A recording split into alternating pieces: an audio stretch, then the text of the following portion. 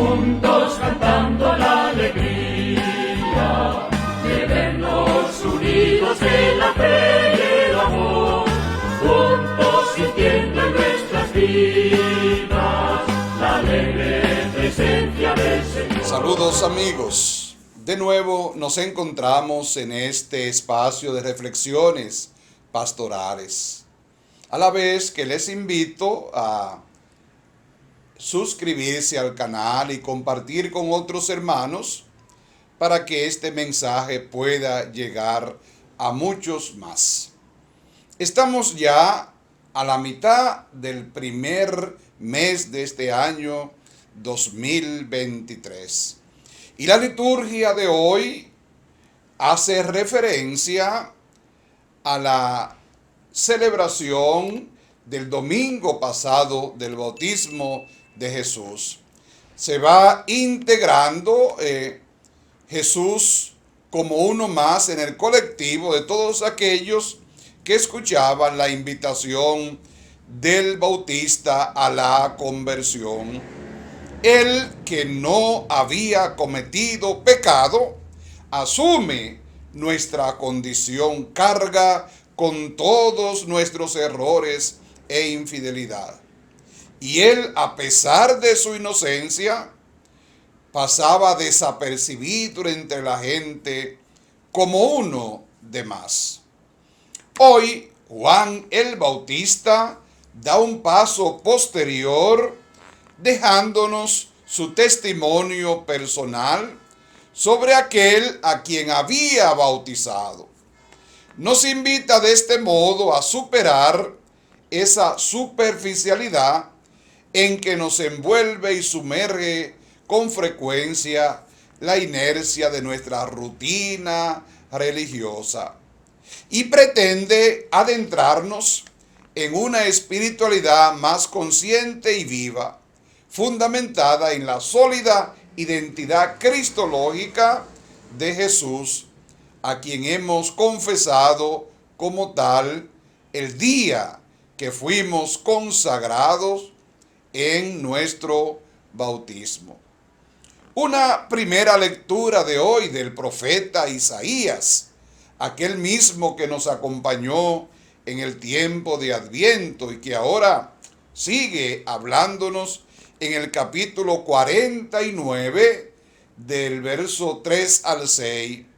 Misión del siervo, luz de salvación para la humanidad. Esta primera lectura del Deutero Isaías o del segundo Isaías es del segundo cántico del siervo de Yahvé. En este capítulo, la figura del siervo está más ceñida a la dimensión profética de este personaje que canta el autor de los mismos. Sión, el pueblo entero, debe repensar su vida a la luz de este personaje, siervo de Yahvé.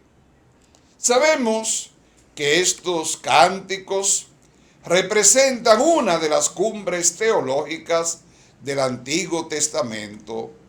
Son poemas que han dado mucho que hablar, mucho para reflexionar, ya que en un momento determinado descubrirán el valor redentor del sufrimiento, de ese sufrimiento humano y posteriormente también el sufrimiento cristiano. Aunque no es el texto de hoy completo, el papel del siervo es reunir a Jacob e Israel, dos nombres para hablar de la totalidad del pueblo. Reunir, pacificar, consolar, acompañar, sembrar esperanza. Siempre la humanidad ha tenido necesidad de estos valores. Y hoy como nunca, nosotros también, usted y yo, necesitamos a alguien como el siervo que traiga esa luz a este mundo dividido en guerras, en hambre, en desorientación, algunas veces egoísticamente, sálvese el que puede. Como este es un canto que describe la vocación del siervo, no hay nada más comparable a la misión que el Señor les encomienda. Te haré luz de las naciones. ¿Para qué? Para que mi salvación alcance hasta los confines de la tierra. Una vez más, aparece la universalidad de la salvación divina. Pero aunque el texto de hoy en la lectura ha eliminado el verso 4, no deberíamos dejarlo de lado. El descubrimiento de la misión del siervo para hacer luz de los pueblos le llega después de una crisis. Y es por la misión por la que la vocación de este misterioso personaje sale fortalecida. La crisis de identidad se cura anunciando la salvación. Eso es lo propio de un verdadero profeta de Dios. Estas palabras son las que justifican verdaderamente la lección de nuestro texto del segundo cántico para el día de hoy. Porque esa misión para el siervo desconocido la vieron los primeros cristianos realizada en la misión de Jesús de Nazaret. Luz de salvación para todos los pueblos, para la humanidad, para todos nosotros. Y hoy encontramos una segunda lectura tomada de la primera carta a los Corintios, el capítulo 1 al 3, donde aparece un saludo en Cristo y con Cristo a la comunidad. Esta primera carta a los Corintios inaugura hoy la lectura de estos siguientes domingos que la escucharemos. Tendremos ocasión de volver sobre ella porque será un hilo conductor hasta los domingos de Cuaresma. Esta carta de San Pablo a la comunidad de Corinto, en Grecia, en Acaya concretamente, una de las ciudades más importantes de su época, donde el apóstol predica el cristianismo. Es una de las más importantes de Pablo. Es tan importante que Pablo le escribe dos cartas bastante densas y bastante amplias. Estamos ante un escrito lleno de contrastes, de urgencias, de consultas, de decisiones apostólicas, que merece la pena leerlo detenidamente, prepararse con esmero para su comprensión, porque aparecerán temas muy decisivos y concretos. En el encabezamiento de hoy señalemos la teología de la santificación del pueblo de Dios por medio de Jesucristo. Es Él, Cristo, quien lleva la iniciativa, y por eso Pablo sabe que su misión es tan importante en el medio de la comunidad que Él ha engendrado en su Señor. Una comunidad que le dará mucho que hacer, pero a la que no niega el título de salvación y santificación. Una comunidad bastante compleja, bastante humana, con muchas personas buenas, pero también con mucho pecado, lo que significaba Corinto en aquel entonces. Pablo, que era un hombre de personalidad fuerte, de recio carácter, incluso muy enamorado de su apostolado, pero nada es sin Cristo su Señor, y esto se debe poner de manifiesto desde el principio para que todo lo que Él nos transmitirá. Pablo entonces nos invita hoy a reflexionar sobre esa gracia, sobre ese apostolado y sobre esa santificación que todos estamos llamados. Y leemos hoy en el texto evangélico, en el capítulo 1 del Evangelio de Juan, del verso 29 al 34, el don del bautismo en el Espíritu. Este es un domingo de transición que de alguna manera se recrea un poco en el mensaje del pasado domingo, como ya antes habíamos comentado. Quizás para señalar con más fuerza la importancia de lo que significan los comienzos de la vida pública de Jesús. Es verdad que históricamente no hubiera gustado saber día a día lo que Jesús pudo hacer y sentir desde su nacimiento, pero esta es una batalla de curiosidad perdida. También el silencio y el misterio desde Nazaret hasta que se dedica a salir de su pueblo debe maravillarnos como una posibilidad del proyecto de Dios, en el que no ocurre nada extraordinario, porque lo extraordinario es que Dios aprende a ser hombre, ensaya nuestra condición humana. Tampoco el Evangelio de Juan nos va a ofrecer demasiados datos. Por el contrario, pone sobre la boca de Juan el Bautista unas de las afirmaciones que llama la atención. El Cordero de Dios que quita el pecado del mundo. ¿Es posible que un cordero se atreva con el pecador del mundo o se compare con la salvación del mundo? ¿Por qué lo saluda así Juan el Bautista? De todas estas formas, no debemos pasar por alto que dice Cordero de Dios. La opinión más extendida es que ya aquí está apuntando a la Pascua, al Cordero Pascual que se sacrificaba en el templo para rememorar la liberación de Egipto. Un cordero frente al poder del mundo es demasiado, pero esa es la lucha que en la teología joánica se ha de poner de manifiesto. Vida, muerte, amor, odio, luz, tinieblas, son contrastes con los cuales se expresa la misión de Jesús. Hoy es uno de los textos de identidad cristológica inigualable.